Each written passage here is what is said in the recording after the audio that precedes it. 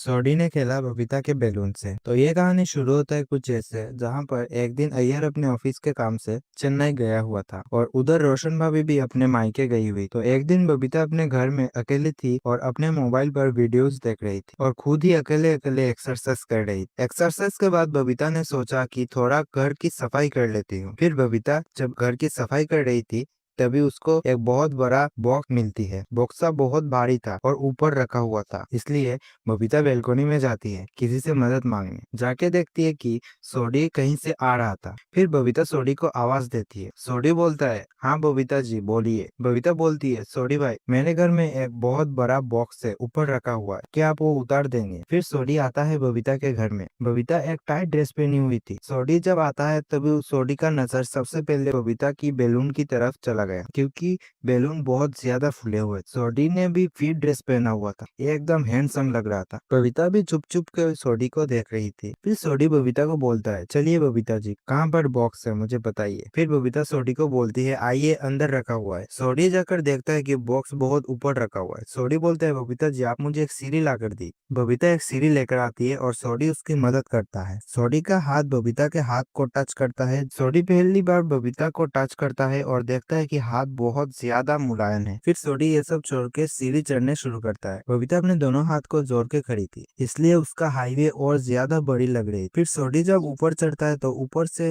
वो बबीता का हाईवे देखता है और उसका दिल जोर जोर से धड़कना शुरू करता है। सोडी का रॉकेट भी उड़ने के लिए तैयार था। बबीता का नजर जब रॉकेट की तरफ जाता है तभी बबीता को मालूम चल जाता है कि सोडी उसकी हाईवे को देख रहा है। फिर सोडी बॉक्स नीचे उतारता है। उतार के बॉक्स जब खोलता है देखता है कि बॉक्स के अंदर बबीता के बहुत सारे जाले हैं। बबीता तो पहले शर्मा रही थी, लेकिन बाद में उठा के देखती है कि ये सब बहुत छोटे हो गए। फिर सोडी बोलता है, बबीता जी ये तो बहुत छोटे हैं, अभी तो ये आपके कोई काम के नहीं। फिर बबीता बॉक्स को अंदर रखने जाती है, तभी फिसल के बबीता बॉक्स लेकर नीचे गिर जाती है। सोडी तुरंत जाके बबीता को पकड़ता है। बबीता के कमर में लग गई थी, इसलिए वो खड़ी नहीं हो पा रही थी। फिर बबीता सोडी की कंधे को पकड़ के अंदर चली जाती है। सोडी ने बबीता की कमर को पकड़ा और दोनों अंदर चले गए। जाके जब बबीता बेड पर सोई हुई थी तभी सोडी बैलून को देखकर अपने आप को रोक नहीं पाता और जाके बैलून को उड़ाने लग जाता है। बबीता भी अपने आप को रोक नहीं पाती और सोडी की रॉकेट उड़ाना शुरू कर देती है और दोनों पूरे दिन बैलून और रॉकेट से ऐसे खेलते रहे कि कब दिन खत्म हो गया उनको मालूम भी नहीं चला। तो अगर आपको कहानी पसंद आया तो लाइक करके चैनल को सब्सक्राइब कर देना। तो नेक्स्ट वीडियो आपको किसके ऊपर चाहिए कमेंट सेक्शन में बता देना। मिलते हैं किसी और वीडियो में, तब तक के लिए बाय।